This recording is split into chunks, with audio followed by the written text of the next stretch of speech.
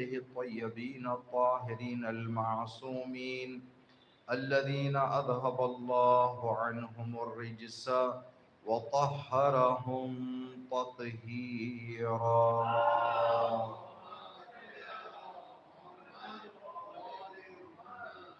اللهم إنا نشكو إليك فقد نبينا وغيبة ولينا وقلة عددنا وكثرة عدونا وتظاهر الزمان علينا وشدة الفتن بنا.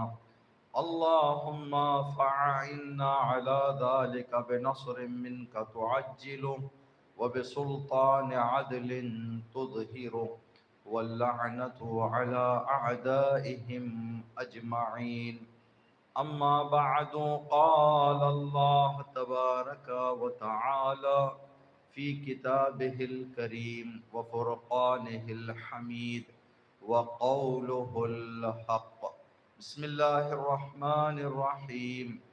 قل ما يعبأ بكم ربي لولا دعاؤكم. صدق الله العلي العظيم.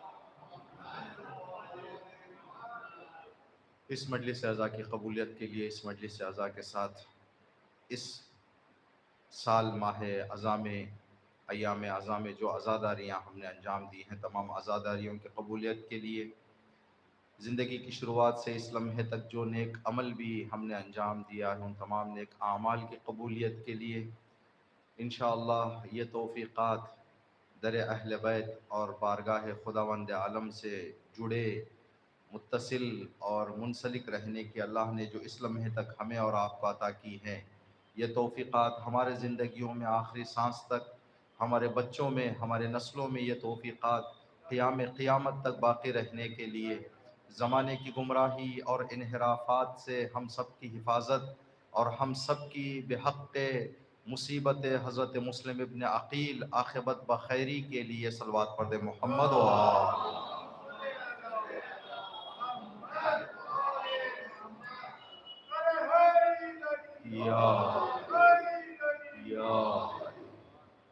تمام آزاداران امام مظلوم جو اس دار فانی سے کوچ کر چکے ہیں، وہ آزادار جو کل تک اس فرش پر بیٹھتے تھے اور ہمیں یقین ہے کہ آج عرش پر جوار امام حسین پر ہوں گے، تمام مومنین اور مومنات مرحومین، مخصوصاً حاضرین کے مرحومین کی مغفرت کے لیے، دنیا کے تمام مومنین اور مومنات کی حاجتیں اور مرادیں، مخصوصاً حاضرین مجلس کی جو بھی دلی مرادیں ہیں، ان مرادوں اور دعاؤں کے پورا ہونے کے لیے، کائنات کی تمام مشکلات کا حل، امام وقت کا ظہور، امام کی سلامتی اور امام کے جلد ظہور کے لیے صلوات پڑھ دیں محمد و آل.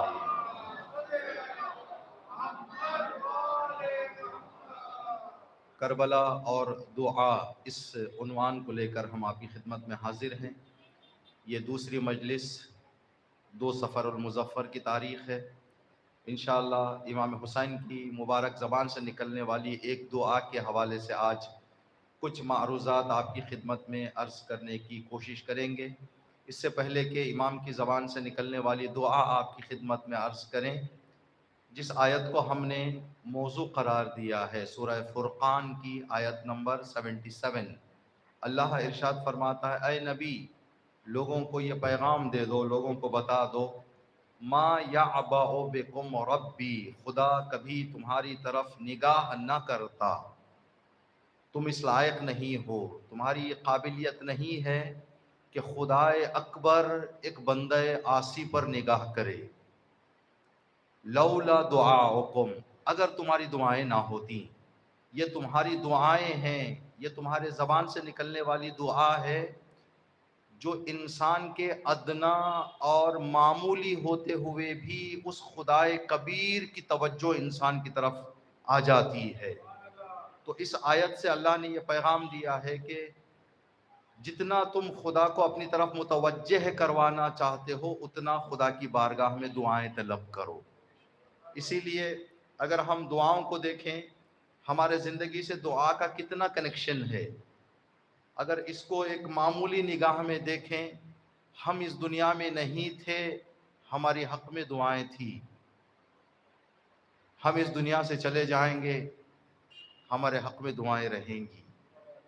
ہم اس دنیا میں نہ آئے تھے تب بھی دعائیں ہیں، اس دنیا سے چلے جائیں گے تب بھی دعائیں ہیں۔ تو دعا کا دائرہ ہماری زندگی سے بڑا ہے، ہماری زندگی چھوٹی ہے، ہمارے حق میں دعائیں بڑی ہیں۔ اگر اس بات پر غور کریں تو انشاءاللہ ہم بھی سیرت اہل بیت پر عمل کرتے ہوئے کوشش کریں، جہاں جہاں پر جب جب ہمیں موقع مل جائے، چلتے پھرتے اٹھتے بیٹھتے، خدا سے، ہمارے خدا اور ہمارے مالک اور دوسروں کے خداؤں میں فرق یہ ہے کہ دوسروں کے خدا جب تک ایک خاص مکان میں نہیں جاتے ملتا نہیں ہے، ہمارا خدا وہ ہے جو جہاں کہہ کر پکار لو وہاں مل جائے گا۔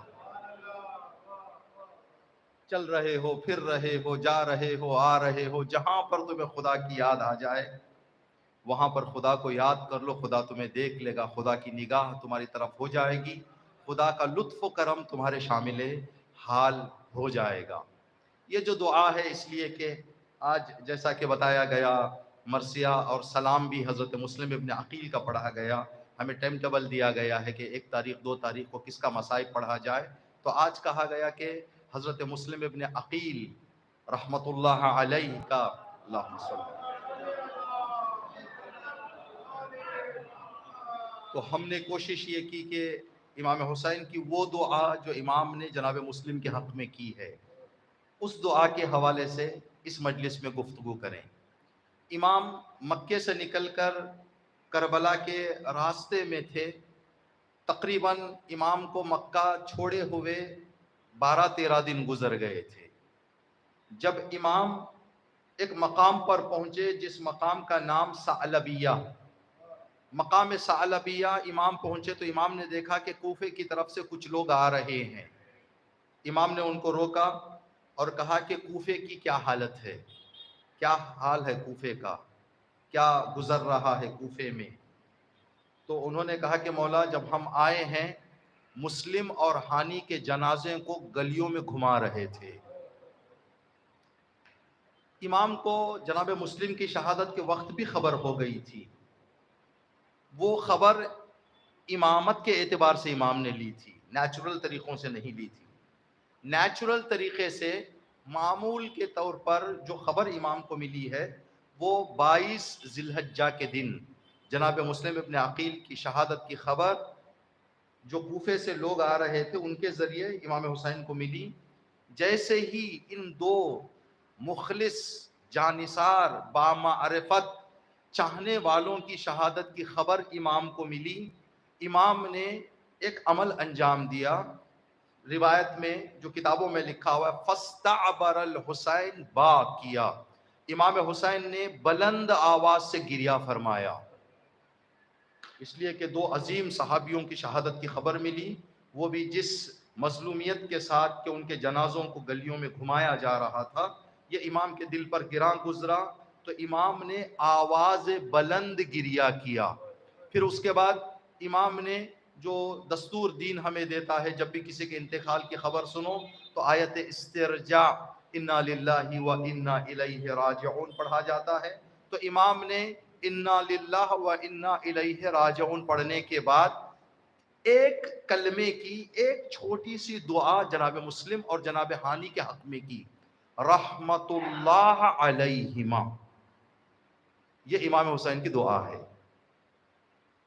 رحمت اللہ علیہما، مسلم اور ہانی پر اللہ کی رحمت نازل ہو جائے۔ اس دعا کے حوالے سے ابھی خدمت میں کچھ معروضات عرض کریں گے۔ عزیزان محترم، سب سے پہلے اس نقطے پر ہم توجہ کریں کہ اتنی چھوٹی بھی کوئی دعا ہوتی ہے، رحمت اللہ علیہما، ٹھیک؟ دعا کا اثر ہمارے زندگیوں میں دوا کی طرح ہے، ٹھیک ہے، کہ جب بھی کوئی آدمی بیمار ہوتا ہے تو یہی کہا جاتا ہے دوا کے ساتھ دعا بھی کرو، نہ صرف دعا پر رک جاؤ، نہ صرف دوا پر رک جاؤ، بلکہ دوا کے ساتھ دعا۔ تو دوا بھی ہم ڈاکٹر کے پاس جاتے ہیں تو ہمیشہ بڑی بڑی دوائیں، لمبے ٹائم کی دوائیں ہم کو نہیں دیتا، بلکہ حالات اور سچویشن کو دیکھ کر کبھی ایک چھوٹی سی ٹیبلٹ دے کر کہتا ہے اس کو کھا لیں پورا ہو جائے گا، آپ کی بیماری دور ہو جائے گی۔ حالات دیکھ کر جیسے دوا دی جاتی ہے، حالات دیکھ کر ویسے ہی دعا بھی دی جاتی ہے۔ ٹھیک، اب امام بہتر سمجھتے ہیں کہ حالات کیا ہیں، تو امام کی زبان مبارک سے دعا نکلی۔ ایک سوال آپ حضرات کی خدمت میں اس دعا اور اس کی طرح ایک اور سوال بھی آ سکتا ہے۔ قرآن کریم میں 114 سورے ہیں۔ قرآن کریم کے 114 سوروں میں سب سے بڑا سورہ سورہ بقرہ، جس کی 280 سے زیادہ آیتیں ہیں، اور سب سے چھوٹا سورہ سورہ کوثر، جس کی 3 آیتیں ہیں۔ یہاں پر ایک سوال ہو سکتا ہے کسی پڑھنے والے کے ذہن میں آ جائے، ایک سورہ اتنا بڑا، ایک سورہ اتنا چھوٹا کیوں؟ یہ سوال قرآن سے تعلق رکھنے والے علماء سے پوچھا گیا تو انہوں نے زمانے کی ٹیکنالوجی کا سہارا لے کر ایک مثال دی۔ ہم اور آپ ضرورت کے وقت کسی کو کال کرتے ہیں، کیا ہماری کال ہمیشہ ٹائم کے حساب سے برابر ہوتی ہے؟ ہم کیا سب سے 3 منٹ بات کرتے ہیں، سب سے 6 منٹ بات کرتے ہیں، سب سے 8 منٹ بات کرتے ہیں؟ نہیں، کسی کو 2 سیکنڈ بات کر کے ختم کر دیتے ہیں اپنی کال کو، کسی سے 20 منٹ 30 منٹ کال پہ لگے رہتے ہیں۔ اگر کوئی ہم سے سوال کر لے کہ جناب آپ نے بڑے بھائی سے 30 منٹ، چچا سے 3 سیکنڈ گفتگو کی، تو جواب یہ دے گا بھائی سے 30 منٹ کا کام تھا، 30 منٹ بات کی، چچا سے 3 سیکنڈ میں کام ہو گیا تو کال کٹ کر دی۔ خداوند عالم بھی ہدایت دنیا کو دینا ارادہ تھا خدا کا، اگر ہدایت 283 آیتوں میں پہنچ رہی تھی تو 283 آیتوں میں ہدایت دی، اگر 3 آیتوں میں ہدایت پہنچ گئی تو 3 آیتوں پر ختم کر دی۔ امام حسین علیہ السلام کی ایک دعا ہے دعائے عرفہ، جو تقریباً 20 پیجز پہ ہے۔ جب حسین دعا کے لیے بیٹھے اور ضرورت محسوس کرے تو 20 صفحے کی دعا بھی پڑھ لیتے ہیں۔ اگر حالات دیکھیں تو 3 کلمے کی بھی دعا امام دے دیتے ہیں۔ رحمت اللہ علیہما، مسلم اور ہانی پر اللہ کی رحمت نازل ہو جائے۔ ایک اور مسئلہ آپ کی خدمت میں، اس بات کو بھی عرض کرنا مناسب سمجھیں گے انشاءاللہ، جو جوان جو بزرگ ہمارے یہاں ہیں بیٹھے ہوئے ہیں، اس بات پر انشاءاللہ کہ اپنی زندگیوں میں کوشش کریں۔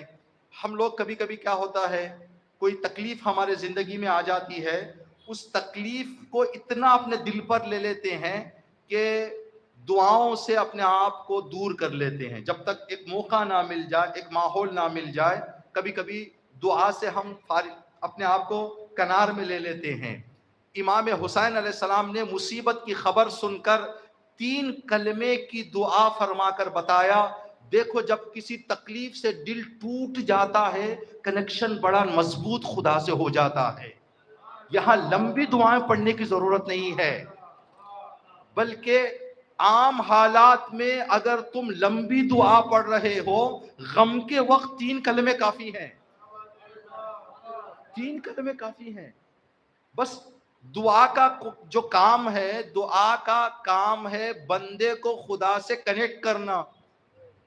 اگر یہ کنیکشن خدا کا 10 صفوں پہ ہو رہا ہے تو 10 صفوں پہ کرو، اگر 3 کلموں میں ہو رہا ہے تو 3 کلموں میں کر دو۔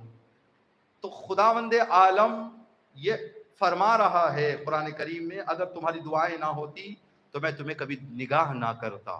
اور انسان کو اس بات کا خیال رکھنا ہے، ہر موڑ پر خوشی غم، یہ بات بتائی جاتی ہے، روایتوں میں ہے، جو بندہ راحتوں میں دعا نہیں کرتا، صرف مصیبتوں میں دعا کرتا ہے، اس بندے کی دعا مستجاب نہیں ہوتی،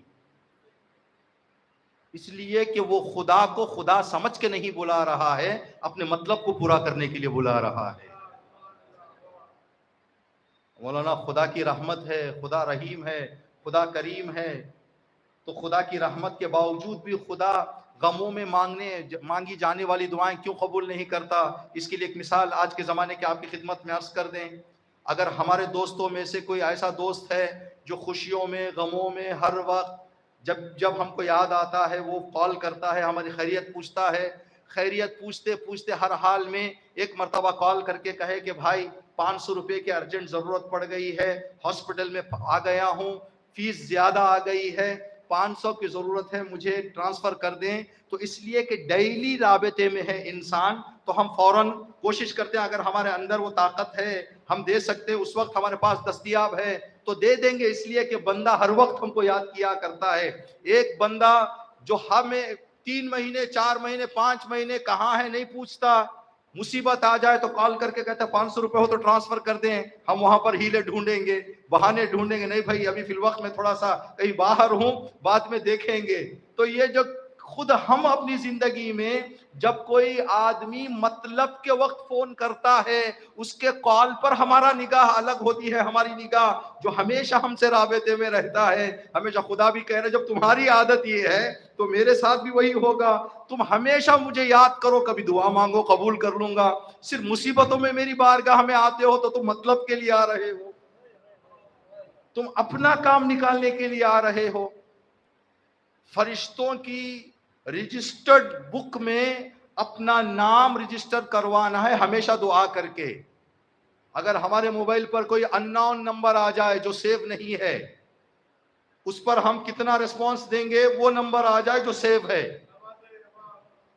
تو پہلے ہم خوشیوں اور راحتوں میں دعا کر کے اپنا نام رجسٹر کروا دیں، پھر مصیبت میں کوئی دعا طلب کرے تو فرشتے دیکھیں گے رجسٹرڈ نمبر ہے، یہ ہے ہماری دفتر میں، تو پھر ہمارا ریسپانس دیں گے۔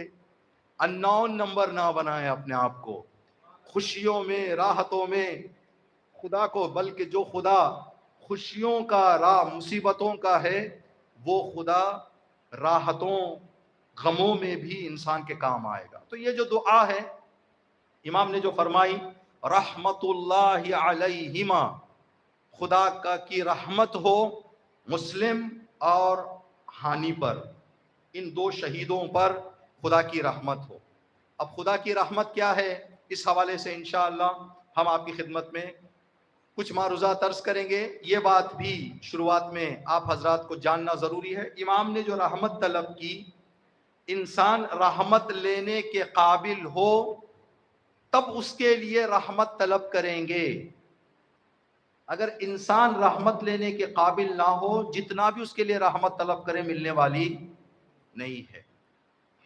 آدمی کو چاہیے اپنے زندگی میں وہ کام جن کاموں سے اللہ کی رحمت نازل ہوتی ہے وہ کاموں سے اپنے آپ کو قریب رکھے، پھر دعا کرے تو رحمت ملے گی۔ خالی ہاتھ کوئی انسان کسی سخی کے دروازے پر جا کر کہے بھائی مجھے دودھ دے دو، مجھے دودھ دے دو، مجھے دودھ دے دو، وہ کہے گا میں دینے کے لیے تیار ہوں لیکن ظرف تو لاؤ، برتن تو لاؤ، اپنے آپ کو جو طلب کر رہے ہو وہ لینے کے لیے تیار کر کے آؤ، پھر مانگو ملے گا۔ خالی ہاتھ آ کر تم کہہ رہے ہو دودھ دے دو دودھ دے دو، یہ نہیں ہو پائے گا۔ انسان کے لیے پہلے اپنے آپ کو تیار کرنا ہے، اپنے آپ کو آمادہ کرنا ہے۔ بچے نے محنت نہیں کی، پڑھائی نہیں کی، اب اس کو جاتے ہوئے 50 نہیں 50 لاکھ روپے بھی صدقہ اتار کے بھیج دے، قبول ہونے والا نہیں ہے، پاس ہونے والا نہیں ہے۔ پہلے رات میں بٹھا کے محنت کروائیں پھر دعا دے کر بھیجیں۔ بچہ محنت کرے پھر دعا لے کر جائے، وہ دعا اس کے لیے اس کی محنتوں کو رنگ لائے گی، اس کی محنتوں کو کامیاب کرے گی۔ بچہ سو رہا ہے، کوئی محنت نہیں، اس کے بعد اس کو پورا مفاتیح الجنان بھی پڑھ کر بھیج دیں گے تو وہ اثر ہونے والا نہیں ہے جو ہونا چاہیے۔ ہاں انسان کے لیے کوئی اطمینان ہو جائے گا لیکن جو اثر دعاؤں کا ہے وہ نہیں ہوگا۔ تو جناب مسلم کے لیے امام حسین نے 3 کلمے کی دعا فرما کر بتایا۔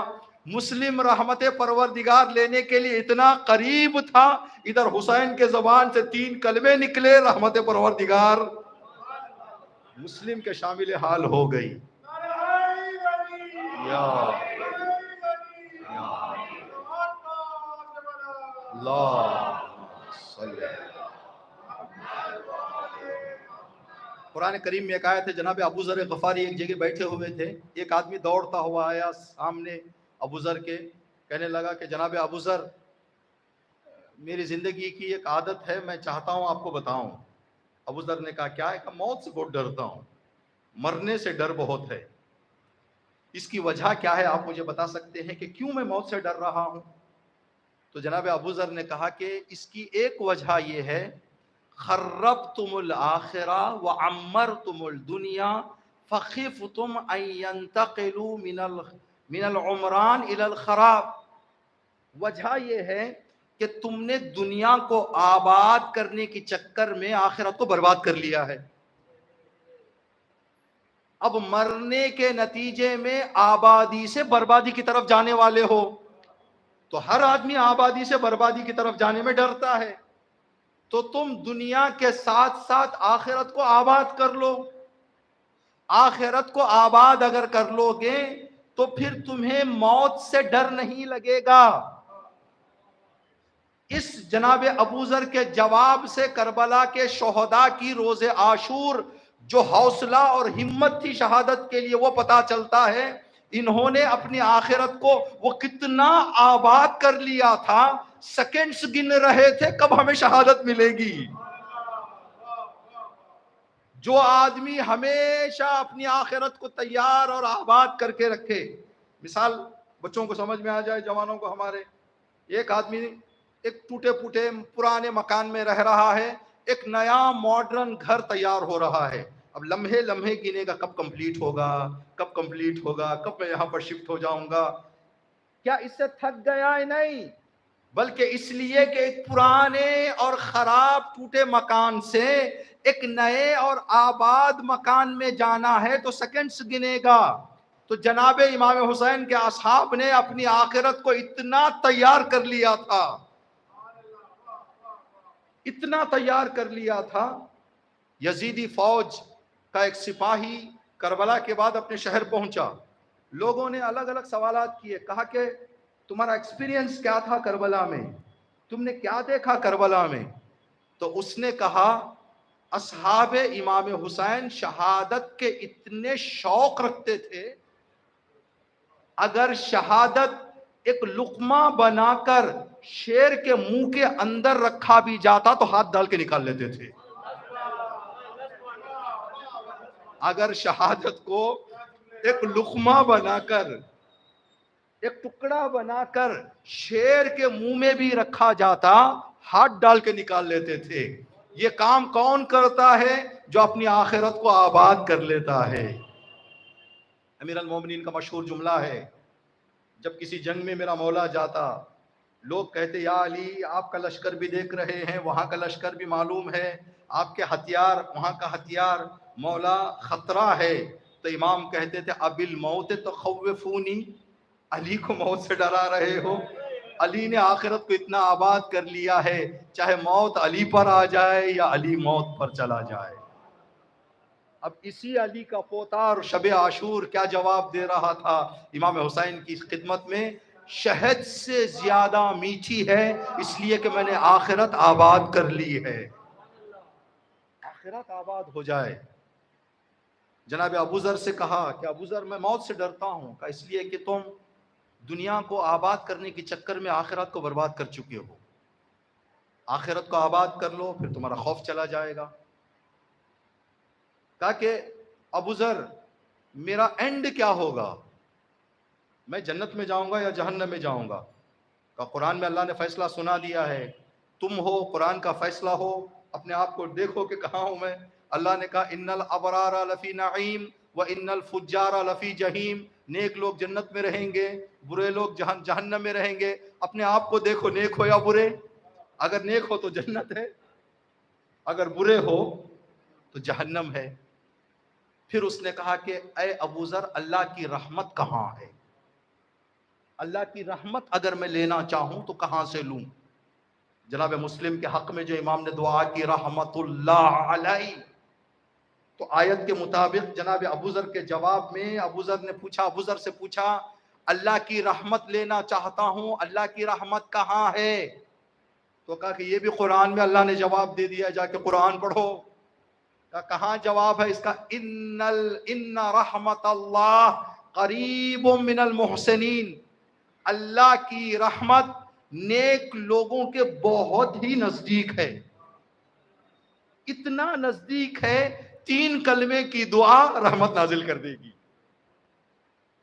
3 کلمے دعا کیے، یعنی یہ آیت جناب ابو ذر کا جواب، امام حسین کی دعا، جناب مسلم اور عروہ کا کردار بتا رہا ہے. جناب مسلم اور عروہ محسنین کے درجے پر تھے، رحمت ان کے قریب تھی. ادھر امام کی دعا 3 کلمے کی نکلی، ادھر رحمت پروردگار مسلم اور جناب ہانی کے شامل حال ہو گئی. اب ایک اور مطلب، اگر ہم چاہتے ہیں اللہ کی رحمت حاصل کریں تو کیا کریں؟ یہ دعا مسلم اور ہانی کے حق میں کی امام نے. ہمارے لیے رحمت پروردگار حاصل کرنے کے کیا راستے ہیں تاکہ ہم ان راستوں کو طے کریں اور اللہ کی رحمت ہمارے زندگی میں آ جائے؟ چند روایت آپ کی خدمت میں عرض کریں گے. نماز ظہر اور نماز مغرب، نماز ظہر اور نماز مغرب کے بعد کی جو دعائیں ہیں، ان دعاؤں میں ہم اللہ سے طلب کرتے ہیں. نماز ظہر کی دعا میں پڑھتے ہیں لا الہ الا اللہ العظیم الحلیم، لا الہ الا اللہ رب العرش الکریم، الحمدللہ رب العالمین، اللہم انی اسألک موجبات رحمتک.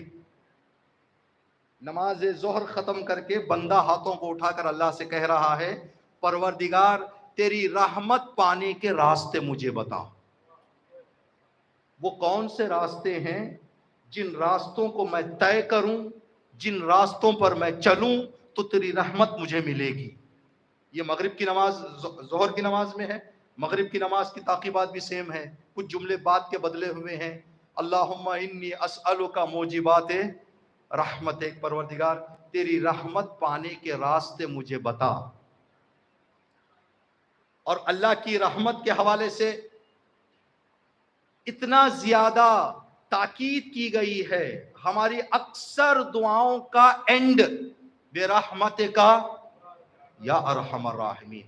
پروردگار میں نے بہت چیزیں تجھ سے مانگ لی، مجھے عطا کر دے تیری رحمت کے سائے. اے رحم کرنے والوں میں سب سے زیادہ رحم کرنے والے.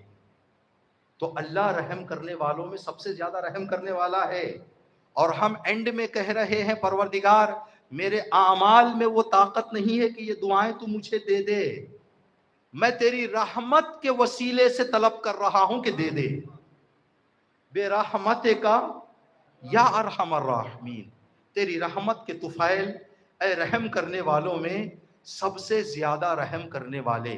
ماہ مبارک رمضان کی دعاؤں میں سے ایک دعا ہے یا من وسعت، یا دعا کمیل میں بھی ہے اللہم انی اسألک برحمتک التی وسعت کل شیء. پروردگار میں تیری اس رحمت کا واسطہ دے کر تجھ سے سوال کر رہا ہوں جو سب چیزوں پر احاطہ کیے ہوئے ہے، جو سب چیزوں کو گھیرے ہوئے ہے. اللہ کی رحمت، ہماری زندگیاں کم، اللہ کی رحمت بڑی ہے. ہم نہیں تھے ہوا تھی، ہم نہیں تھے پانی تھا، ہم نہیں تھے مہربان مائیں تھیں، ہم نہیں تھے ہاسپٹل آ کر ہمیں دیکھنے والے رشتہ دار تھے. ہماری ولادت سے پہلے رحمتوں کو کس نے تیار رکھا؟ اللہ رحیم نے. اللہ کی رحمت وسعت کل شیء. ٹھیک، اللہ کی رحمت وسیع ہے. ٹھیک، ایک شعر آپ اور ہم سنتے ہیں امام حسین کے بارے میں، خواجہ معین الدین چشتی کا، شاہ است حسین، بادشاہ است حسین، دین است حسین، دی پناہ است حسین. اس دی پناہ است حسین کا معنی وسعت کل شیء ہے. دی پناہ یعنی وسعت کل شیء، مطلب کیسے؟ پناہ یعنی اپنے آپ کا بچاؤ. حسین دین ہے اور دین کو پناہ دینے والا ہے. دین است حسین، دی پناہ اگر کوئی معین الدین چشتی سے پوچھ لیتا کہ بھائی امام ہے دین نہیں ہے، آپ کہیں امام است حسین، دی پناہ است حسین، حسین امام ہیں اور دین کو بچانے والے ہیں، دین کو پناہ دینے والے۔ معین الدین چشتی نے نہیں کہا امام است حسین، بلکہ فرمایا دین است حسین۔ کچھ دن پہلے علامہ اقبال کا ایک شعر فیس بک میں ملا ہم کو، اسی بات کو انہوں نے الگ طریقے سے بتایا ہے۔ علامہ اقبال نے کربلا کی ریت پر لیٹا یا سویا ہے جا کر دیکھ لو، کربلا کی ریت پر لیٹا ہوا ہے دیکھ لو، مسجدوں میں ڈھونڈتے ہو کون سے اسلام کو، اگر اسلام چاہتے ہو کربلا میں لیٹا ہوا ہے، کربلا کی ریت پر لیٹا ہوا ہے دیکھ لو، مسجدوں میں ڈھونڈتے ہو کون سے اسلام کو۔ دی پناہ کا معنی یہ ہے، مثال دے کر انشاءاللہ بات کو ظاہر کریں، اور کچھ باتیں جو اللہ کی رحمت ہم لے سکتے ہیں وہ آپ کی خدمت میں عرض کریں۔ دیکھیں، پناہ لینے کے لیے کوئی بھی چیز، بارش ہو رہی ہو، بارش سے ہم پناہ لینا چاہتے ہیں، راستہ چل رہے تھے، برسات شروع ہو گئی، ہم بچنا چاہ رہے تھے، امام بارگاہ کے اندر آ گئے، ٹھیک، عاشور خانے کے اندر آ گئے۔ ہمارا سائز کتنا ہے، عاشور خانہ کتنا ہے؟ ہمارا سائز ہے اتنا، عاشور خانے کی چھت ہے بڑی، تب جا کر ہم کو پناہ دے گی۔ اگر عاشور خانے کی چھت یا کوئی بھی جگہ ہمارے سائز کے برابر ہو، کیا ہم کو بارش سے بچا سکتی ہے؟ ساتھ موسم بارش کا ہے، ہم چھاتا لے کر باہر نکلے، ہلکی سی بارش شروع ہوئی، ہم نے چھاتا کھول لیا، جو چھاتا ہم نے کھولا ہمارا سائز چھوٹا ہے اور ہمارے سائز کے برابر کا چھاتا ہے یا ہمارا سائز کے بڑا ہے؟ ہمارا سائز ہے اتنا، چھاتا ہے اتنا، تب جا کر کچھ حد تک برسات کے بھیگنے سے ہمیں بچا سکتا ہے۔ تو جو پناہ دینے والا ہوتا ہے وہ وجود سے بڑا ہوتا ہے۔ خواجہ معین الدین چشتی نے کہا حسین دین کو پناہ دینے والا ہے، دین چھوٹا ہے، حسین کا سایہ بڑا ہے۔ زندہ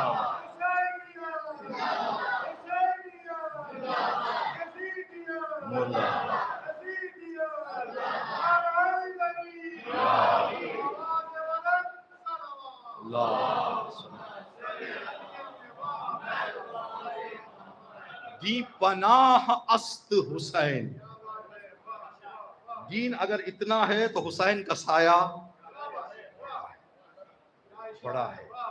تو اللہ کی رحمت وسعت کل شیء، ہر چیز چھوٹی ہے، خدا کی رحمت بڑی ہے۔ جس رحمت کو امام حسین نے جناب مسلم کے لیے طلب کیا، رحمت اللہ علیہما، اللہ کی وہ ساری وسیع رحمت مسلم اور ہانی کو اللہ عطا کر دے۔ اگر ہم چاہتے ہیں تو کیا کریں؟ ہم جو راستے میں دعا کر رہے ہیں نماز ظہر کے بعد اور نماز مغرب کے بعد، اے اللہ مجھے تیری رحمت حاصل کرنے والے راستے بتا۔ ہم نے جب حدیثوں میں تلاش کیا، اماموں نے اللہ کی رحمت حاصل کرنے کے کچھ راستے بتائے۔ پہلا راستہ جو بتایا گیا ہے، نیک اخلاق، اچھا کردار، وہ عظیم عمل ہے انسان کے زندگی میں جو رحمت پروردگار نازل کرنے کا انسان کو زمینہ ہموار کر دیتا ہے۔ نیک کردار، کیوں؟ جو بھی آدمی نیک کردار ہوتا ہے، ہر آدمی اس سے خوش ہوتا ہے، جس سے سب خوش ہو جائیں اس سے اللہ خوش ہے۔ جو کسی کا دل نہیں دکھاتا، جو کسی کا دل نہیں توڑتا، جو اپنے کردار اور اخلاق سے گھر والوں کو، پڑوس والوں کو، گاؤں والوں کو، محلے والوں کو خوش رکھتا ہے، جب کسی کے دل میں اس کی نفرت نہیں ہے تو خدا اس سے نفرت کیوں کرے گا؟ یہ آدمی اللہ کی رحمت لینے کے قریب ہے۔ جو آدمی اپنے زندگی میں اچھا کردار اپنا لے، اچھے اوصاف، با ادب ہو جائے، تو یہ ہمارے لیے ہے۔ اگر ہم چاہتے ہیں اللہ کی رحمت کو حاصل کریں تو اپنے آپ کو با اخلاق، با کردار، با ادب بنانا پڑے گا۔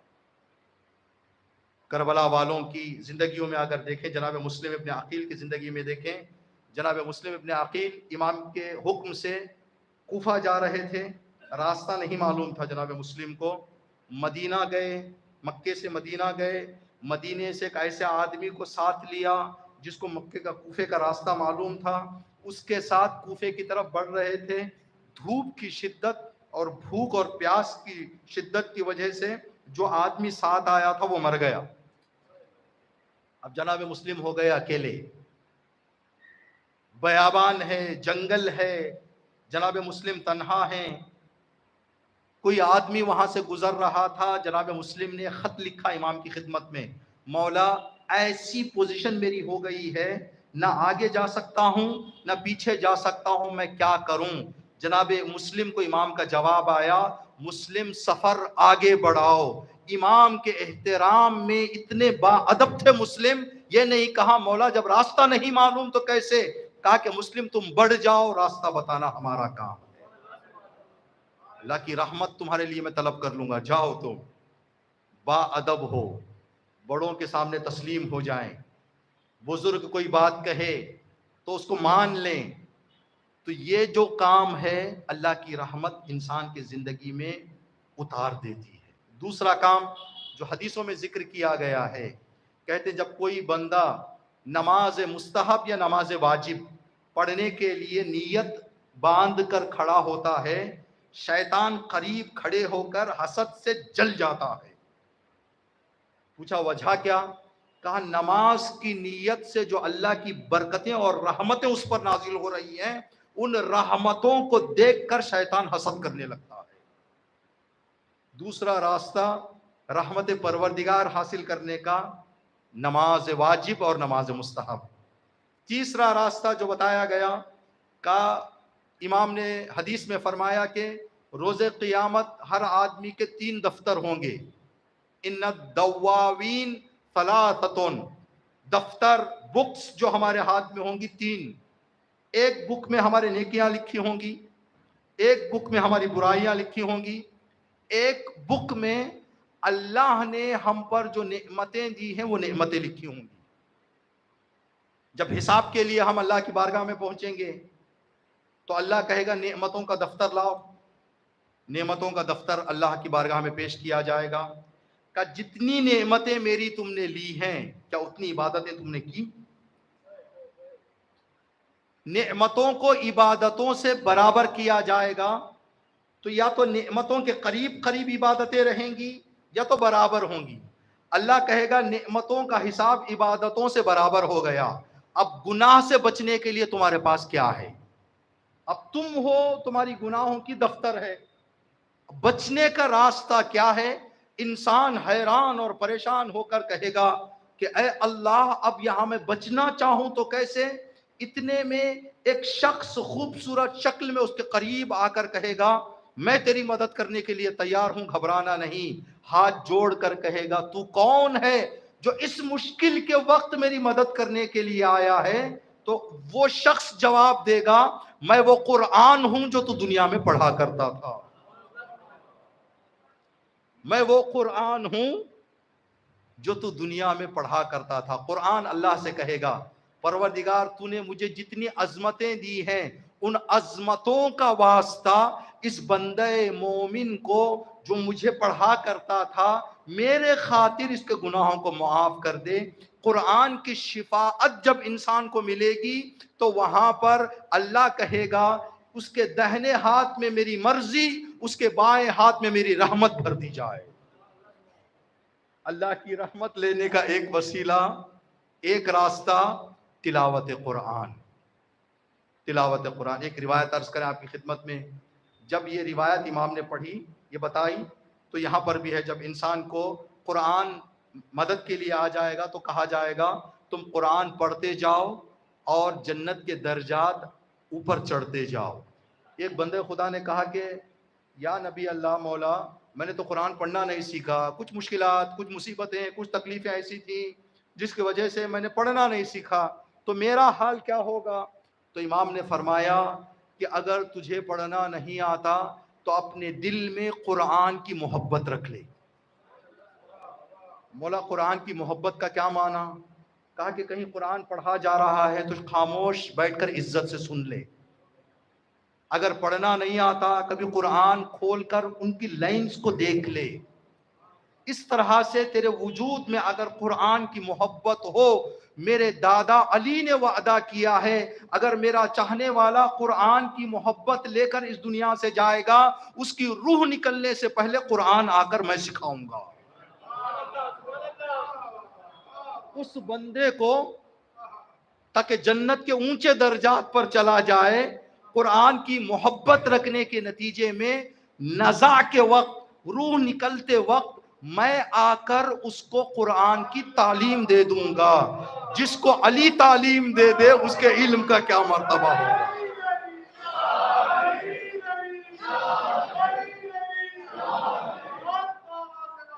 اللہم صلی اللہ.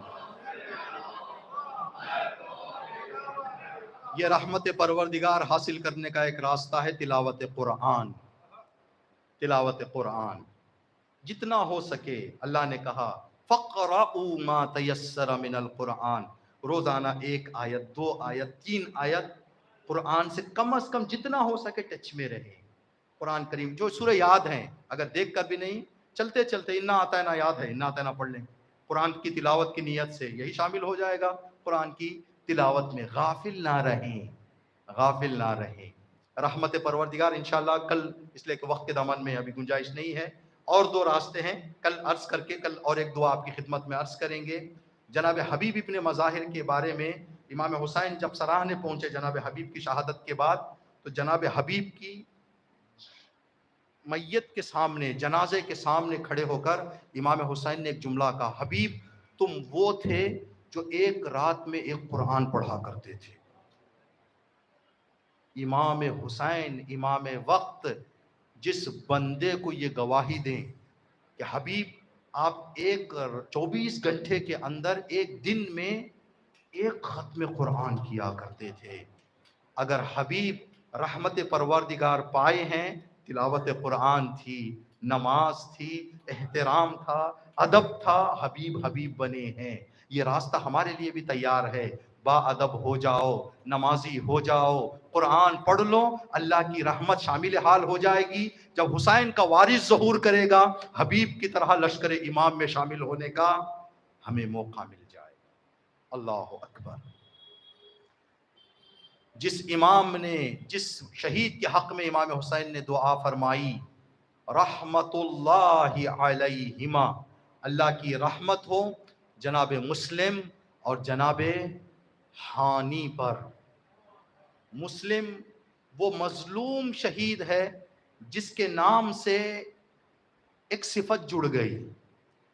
جب بھی ہم سنتے ہیں غربت تو فوراً ذہن میں مسلم ابن عقیل آ جاتے ہیں.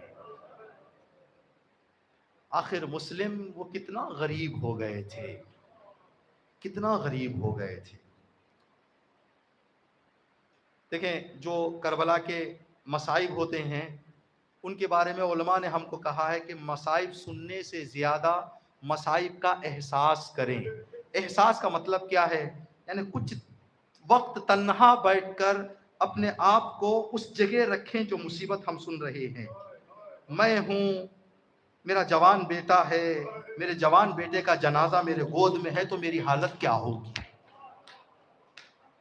اس وقت جو انسان کے دل میں تڑپ آئے گی، وہ مصائب صرف سننے سے زیادہ اس کے دل میں غم طاری ہوگا. کربلا کے لیے کہا جاتا ہے کربلا مصیبتوں کے سننے کی جگہ نہیں ہے، مصیبت کے احساس کرنے کی جگہ ہے، احساس کرنے کی جگہ. اللہ اکبر. مسلم وہ ذات جس کے حوالے سے امام حسین نے یہ خط لکھ کر کوفے کو بھیجا تھا، مسلم میرے بھروسے کی ذات ہے، مجھے جس ذات پر بھروسہ ہے میں اس کو بھیج رہا ہوں. جناب مسلم کا مقام اتنا بلند تھا اور امام حسین نے جو خط لکھا تھا اس کا اثر اتنا تھا، کوفے کی میجورٹی ایک دن میں جناب مسلم کے ہاتھوں پہ بیعت کرنے کے لیے آ گئی. کون اتنا جلدی ہو جاتا ہے کہ کوئی آدمی آئے اور پورے شہر والے اس کا ساتھ دے دیں، مگر یہ کہ وہ آدمی کے اندر وہ لیاقتیں اور قابلیتیں ہوں جن کو دیکھ کر دنیا آگے آ جائے، قریب آ جائے۔ جناب مسلم اکثریت کوفے کے ساتھ ہو گئی۔ اس حالت کو دیکھ کر مسلم کے دل میں اتنی خوشی آئی کہ کوفے والوں نے جو خط لکھے تھے ان کے اندر سچائی بھی ہے۔ حالات دیکھ کر خط لکھ دیا۔ امام حسین نے کہا تھا مسلم جا کر حالات دیکھو، حالات دیکھ کر مجھے جواب لکھو، پھر میں سوچوں گا کہ کوفہ آنا ہے یا نہیں آنا ہے۔ لکھ دیا جناب مسلم نے، مولا جتنا جلد ہو سکے آپ کوفے کی طرف آ جائیں، میں نے کوفے میں سچائی دیکھی ہے۔ یہ خط قاصد لے کر نکل گیا۔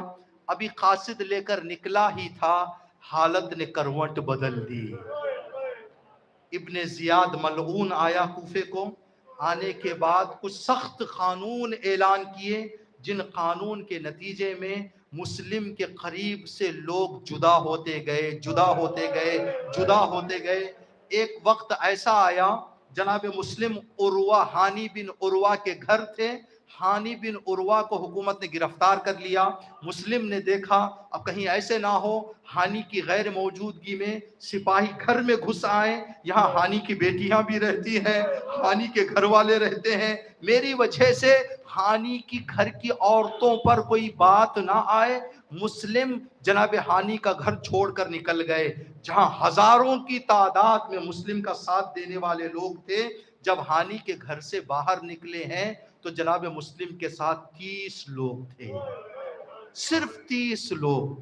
مسلم ان 30 لوگوں کے ساتھ آگے بڑھتے گئے، مسجد کوفہ پہنچے، نماز کی نیت باندھی۔ جب نماز ختم ہوئی پیچھے مڑ کر دیکھے، صرف مسلم تھے اور کوئی نہیں تھا، اور کوئی نہیں تھا۔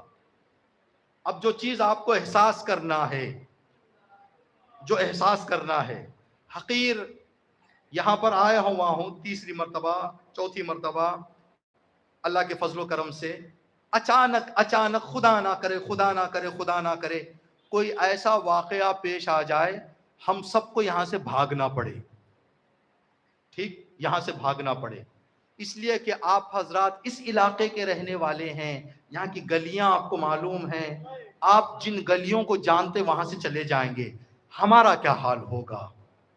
ہم باہر جا کے رک جائیں گے کہ پتہ نہیں کون سی گلی کہاں جائے گی۔ مسلم کوفے میں غریب تھے، مسلم کو کوفے کے راستے نہیں معلوم تھے۔ جناب مسلم رات کے اندھیرے میں، غربت کے عالم میں اس مصیبت کو ساتھ لے کر جا رہے ہیں۔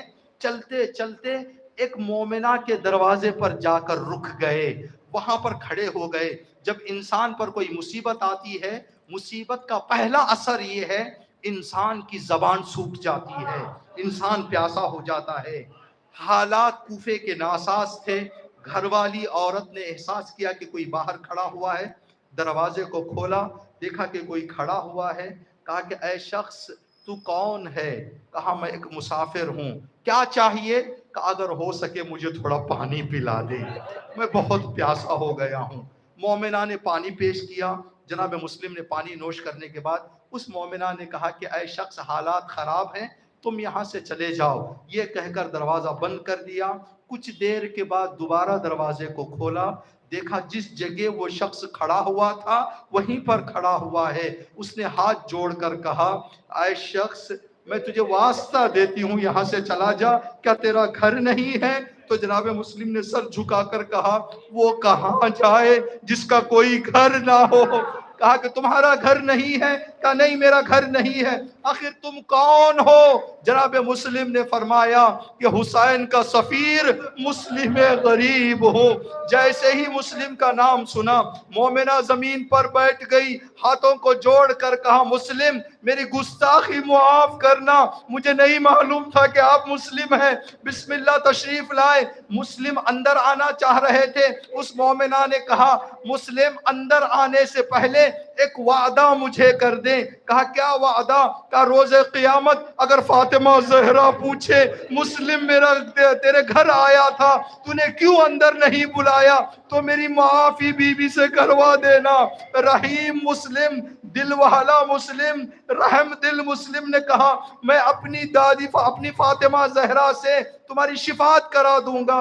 یہ کہہ کر جناب مسلم اندر گئے، اس عورت کا بیٹا جو مسلم کے تلاش میں تھا گھر آیا، احساس کر لیا کہ مسلم ہے، فوراً دربار جا کر خبر دے دی کہ جس مسلم کو تم تلاش کر رہے ہو وہ میرے گھر چھپا ہوا ہے۔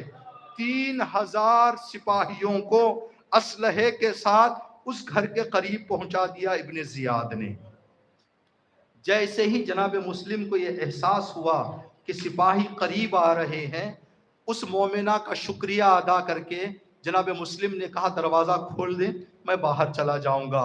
کہا کہ مسلم آپ کو شہید کرنے کے لیے آ رہے ہیں، آپ کو گرفتار کرنے کے لیے آ رہے ہیں، میں جہاں تک ہو سکے آپ کی حفاظت کروں گی، آپ میرے گھر میں رہ جائیں۔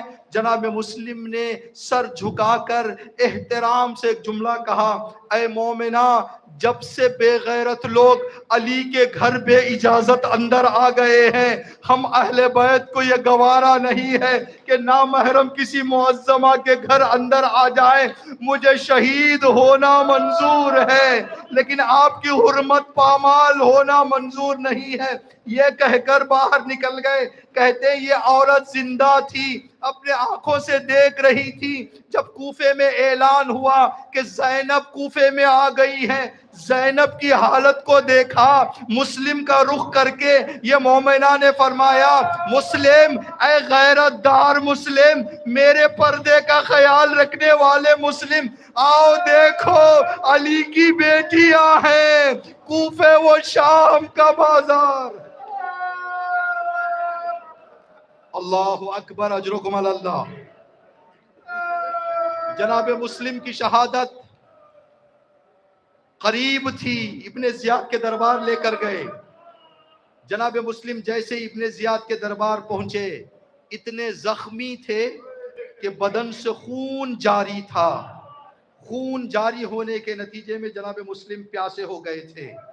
جیسے ہی دربار کے دروازے پر پہنچے، مسافروں کے پانی پینے کے لیے انتظام تھا۔ مسلم نے کہا کہ مجھے تھوڑا پانی پلا دو۔ ایک ظالم نے مسلم کی نگاہوں کے سامنے پورا پانی پھینک کر کہا کہ تمہیں ایک قطرہ پانی بھی ملنے والا نہیں ہے۔ جناب مسلم نے کچھ نہیں کہا، اندر گئے۔ جناب مسلم کی پیاس دیکھ کر سپاہیوں میں سے ایک سپاہی نے پانی پیش کر دیا جناب مسلم کے قریب۔ جناب مسلم پانی پینے کے ارادے سے اپنے لبوں کے قریب لے کر گئے مشک کو۔ کیا دیکھا کہ خون جو لبوں سے نکل رہا تھا وہ پانی میں ٹپک گیا۔ جیسے ہی پانی میں گرا، جناب مسلم نے کہا کہ اب یہ پانی پینے کے قابل نہیں ہے۔ 3 مرتبہ پانی لایا گیا، تینوں مرتبہ اسی طرح کا مسئلہ پیش آیا۔ جیسے ہی یہ مسئلہ پیش آیا، جناب مسلم نے کہا کہ اب مجھے پانی نہ دو، اس لیے کہ مجھے پانی نہیں چاہیے۔ مجھے نہیں معلوم کربلا کی شہادت سے پیاس کا کیا رابطہ ہے۔ شاید جناب مسلم امام حسین کی شہادت سے اپنی شہادت جوڑ رہے تھے۔ میرے آقا، آپ بھی پیاسے شہید ہونے والے ہیں، آپ کا غلام مسلم بھی اس دنیا سے پیاسا جا رہا ہے۔ جناب مسلم اندر پہنچے، ابن زیاد سے باتیں ہوئی، کچھ گفتگو ہوئی۔ ابن زیاد نے کہا کہ اب مسلم کو شہید کرنا ہے۔ جیسے ہی شہادت کی خبر سنی، جناب مسلم نے کہا کہ ابن زیاد، تیرے دربار میں کوئی نیک صفت آدمی ہے؟ کہا کہ کیا کام ہے؟ کہا میرے 3 وصیتیں ہیں، ان وصیتوں کو میں اس کو سناؤں گا، میری یہ وصیتیں پوری کر دینا۔ جناب مسلم کے سامنے ایک آدمی کو پیش کیا گیا کہ اپنی وصیتیں ان کو بتائیں۔ جناب مسلم نے کہا کہ میری پہلی وصیت یہ ہے، میں کوفے میں جتنا ٹائم میں نے زندگی گزاری، اپنے کام انجام دینے کے لیے میرا کچھ قرض ہو گیا ہے۔ یہ جو زراح میں نے پہنی ہوئی ہے، اس کو بیچ کر میرا قرض پورا کر دو۔ میں قرضدار اس دنیا سے جانا نہیں چاہتا، میرا قرض پورا کر دیا جائے۔ کہا کہ یہ کام کر دیں گے، تمہارا قرض ادا کر دیں گے۔ کہا دوسری وصیت میری یہ ہے کہ کسی آدمی کو جلد یہاں سے بھیجو تاکہ میرے مولا حسین کے پاس جا کر بتائے اور کہے کہ مولا آپ کوفہ نہ آئیں، اس لیے کہ کوفے والوں نے دھوکہ دے دیا ہے، کوفے والوں نے بے وفائی کر دی ہے۔ کہا کہ یہ وصیت تو ہم پوری کرنے والے نہیں ہیں۔ مسلم کانپنے لگے، مسلم لرزنے لگے۔ کہا مسلم کیوں اتنا لرز رہے ہو؟ کہا اگر میرے مولا تنہا آتے تو میں نہ لرزتا۔ میں کیا بتاؤں، حسین کے ساتھ زینب بھی آ رہی ہے، حسین کے ساتھ سکینہ۔ جب کوفے والے مسلم کے ساتھ ایسا برتاؤ کرتے ہیں تو پتہ نہیں زینب کے دل پر کیا گزرے گی۔ جلدی پیغام پہنچا دو۔ تیسری میری وصیت یہ ہے کہ جب مجھے شہید کر دیا جائے، مجھے شہادت مل جائے، میرا کوئی نہیں ہے کوفے میں، میرے جنازے کو دفن کر دیا جائے۔ کہا کہ یہ وصیت بھی پوری نہیں ہوگی۔ دارالامارہ کی چھت پر لے جایا گیا۔ دارالامارہ سے جناب مسلم کو گرانے کی نیت سے کھڑے ہوئے تھے۔ ادھر میرا مولا حسین چلتے چلتے اچانک زبان سے کہنے لگے وعلیک السلام یا مسلم، مسلم آپ پر میرا سلام ہوں۔ جناب عباس ساتھ کھڑے ہوئے تھے۔ مولا کس مسلم کے سلام کا جواب؟ کہا میرا سفیر شہادت کے دروازے پر کھڑا ہوا ہے اور مجھے سلام کر رہا ہے۔ میں نے مسلم کہا مولا کیا میں عباس مسلم کو دیکھ سکتا ہوں؟ کہا عباس مسلم کی غربت دیکھو گے برداشت نہیں کر پاؤ گے۔ کہا مولا میں برداشت کر لوں گا، مجھے مسلم کو دیکھنا ہے۔ اعجاز امامت سے دارالامارہ جناب عباس کے سامنے نمایاں ہوا، ہاتھ بندھے ہوئے تھے، جناب مسلم شہادت کے قریب تھے۔